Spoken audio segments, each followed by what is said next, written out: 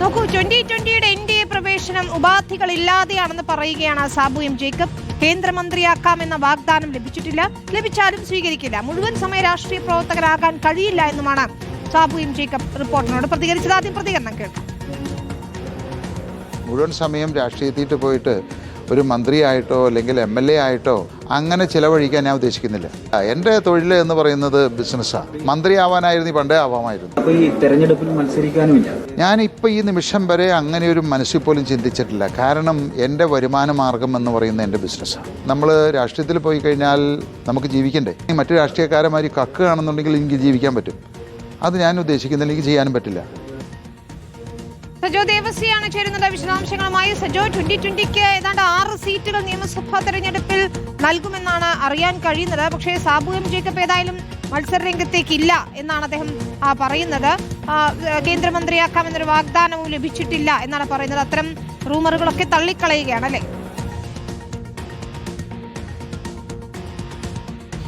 വിനീത, 2020 NDA പ്രവേശനം വലിയ തോതിൽ ചർച്ചകൾക്ക് വഴി തുറന്നു എന്ന കാര്യത്തിൽ തർക്കമൊന്നുമില്ല. സാബു എം ജേക്കബ് മന്ത്രിസ്ഥാനം, അതായത് കേന്ദ്ര മന്ത്രിസ്ഥാനം, സഹമന്ത്രി പദവിയോ അങ്ങനെ എന്തെങ്കിലും മന്ത്രി പദവിയിലേക്ക് എത്തും എന്ന തരത്തിലുള്ള ചർച്ചകൾ, പ്രചാരണങ്ങൾ ഒക്കെ ഉണ്ടായിരുന്നു.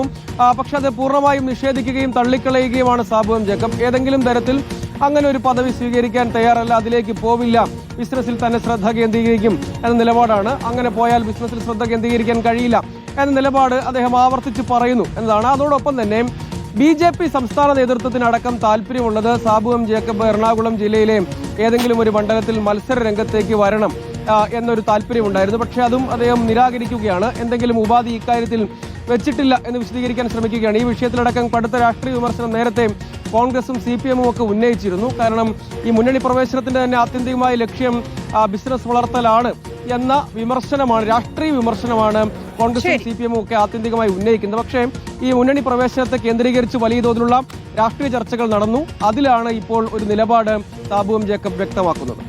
ശരി, സാബു എം ജേക്കബ് ഏതായാലും നിലപാട് വ്യക്തമാക്കുന്നു. ഇപ്പോൾ നമുക്കറിയാവുന്ന പോലെ 2020 ജനപ്രതിനിധികളെ ഉൾപ്പെടെ അദ്ദേഹം കാണുന്നുണ്ട്. ഏത് സാഹചര്യത്തിലായിരുന്നു NDA പ്രവേശനം എന്ന് വിശദീകരിക്കുന്നുണ്ട്. അതിനുശേഷമുള്ള പ്രതികരണം അതുകൂടി നിർണായകമാണ്. സജോ ദേവസിയാണ് വിശദാംശങ്ങൾ നൽകുന്നത്.